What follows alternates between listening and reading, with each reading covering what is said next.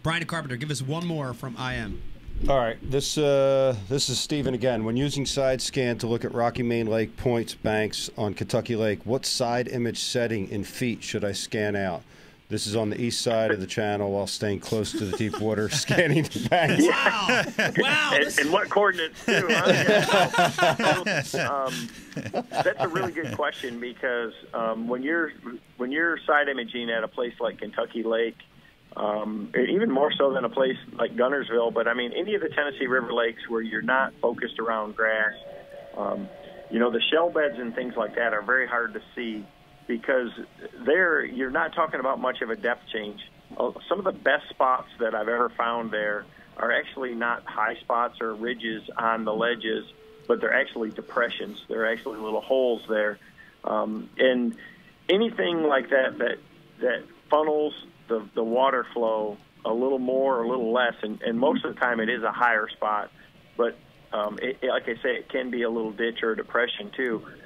Those mussels are filter feeders, so they're going to be where the best flow is at, and the bass are the same way. But there's mussels all over the bottom there, so what I'm really looking for there, you don't see distinct big rock piles or anything like that when you're seeing there. Almost exclusively when I'm side imaging there, I am looking for the bass themselves. I'm going to look for the fish.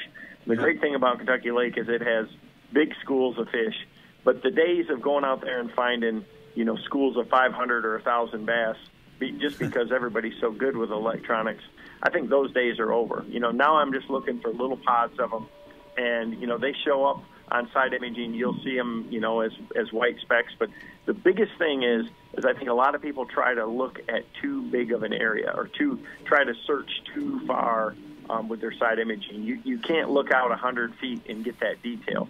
The way that side imaging works, it's almost like if you're shining a flashlight out into the darkness, that flashlight hits an object, say it's a tree trunk or something out there.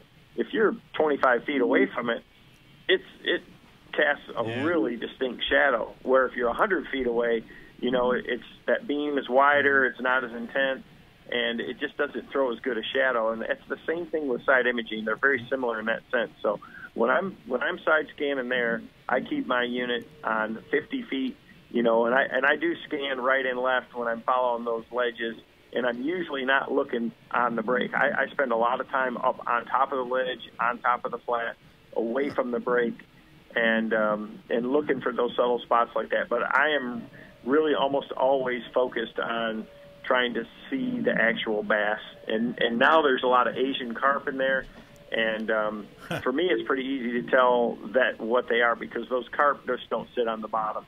And the bass are going to be on the bottom anytime they're pulling water. They're going to be locked down real close to the bottom, and they're usually they're just not as pretty. I mean, those textbook pictures that you get and screenshots that you see, those are a lot of times those big Asian carp that are up off the bottom. They're out over the channel.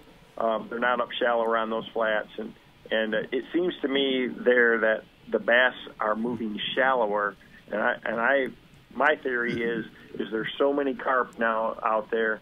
I was there again this fall, and it's unbelievable. I mean, there's tens of millions of them now, and I'm not so sure that the bass aren't spooked by the amount of them. I know they're eating a lot of the smaller ones, so I don't know how it's going to affect them long term.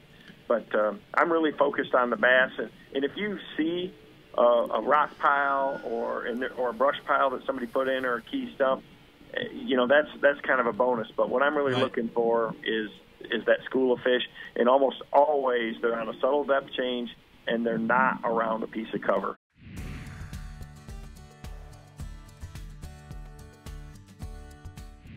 Welcome to Bass University TV, an online video training course where you'll learn champion bass fishing techniques from pro anglers Pete Glusek, Mike Iaconelli, and their talented special guests. From on the water to in the classroom, you'll learn sound techniques and strong fundamental bass fishing skills. Watch hours of video content on multiple topics at your own pace for a low monthly fee. Cancel at any time. Information is power in the sport of fishing, so learn from the very best. Subscribe to Bass University TV today.